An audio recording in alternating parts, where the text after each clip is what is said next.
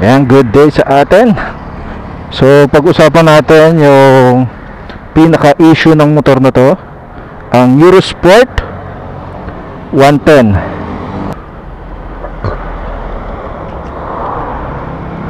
Ayan guys, so number one issue, nag-uumpisa na kaagad, hindi pa tayo nakakalis.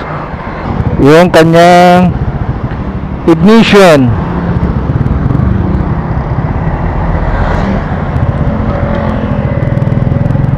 Ayan, mabilisan lang naman to. Ayan, so mabilisan lang ito guys na topic para sa mga user ng ganitong motor, ang Eurosports.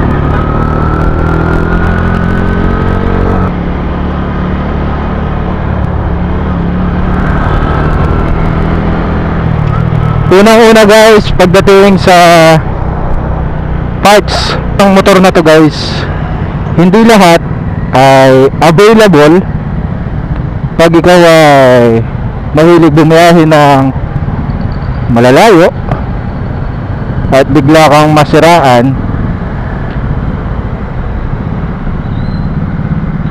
So yung mga ibang parts naman nito guys ay nagmamatch sa Wave 100, pero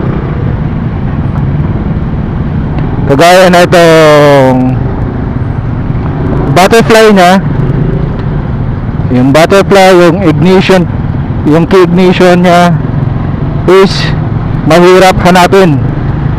Hindi ko alam sa ibang lugar kung available ba ang mga ganito,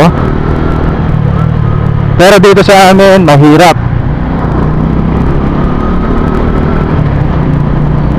So bakit ko ba nasabing mahirap?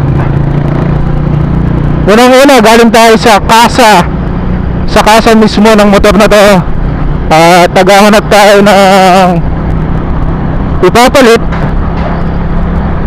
So walang available. Actually basag yung butterfly na ito guys,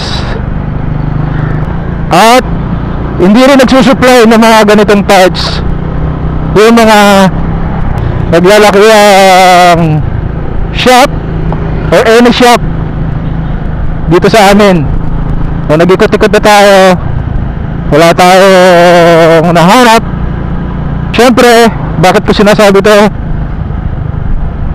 Kung ang motor mo ay ganito lang at pang araw-araw mo, bigla ka nasiraan, gaya na ito, kunwari basag,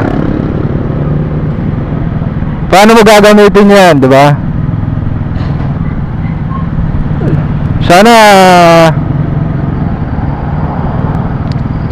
mag-stock yung mga kasa natin ng mga parts, mga motor parts ng Euro. Hindi ko na babanggitin kung anong company, pero alam niyo naman kung saan galing ang Euro. Mga Eurosports, alam niyo naman kung saan yan. Sana mapanood ito ng mga owner ng Eurosports, no? Siyempre tayo naman mga nagmumotor ang gusto natin is pang matagalan.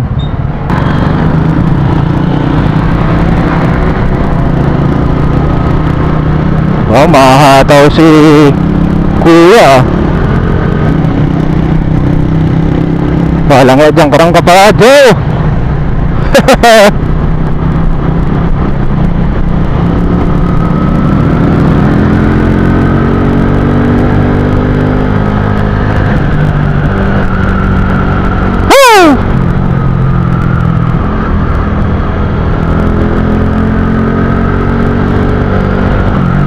Ang sarap.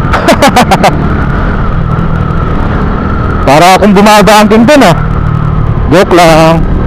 Palit tayo ng sprocket ng ating gamit na motor. So ang pinalit natin is 1434. Kung magtataka kayo, iba yung hatak na.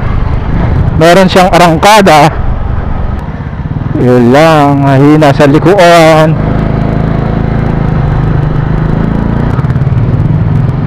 Whoop, whoop, whoop, whoop, whoop, whoop, whoop.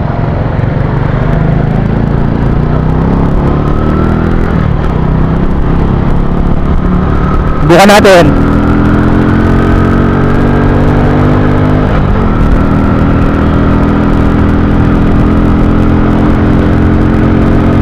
Ochenta.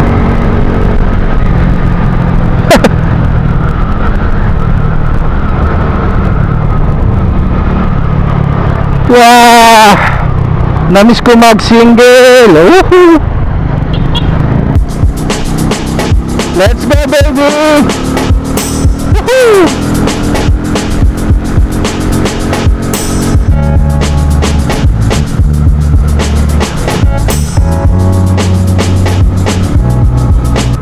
Masyadong maikli yung ating dadaanan para ma-check natin yung top speed na ngayon.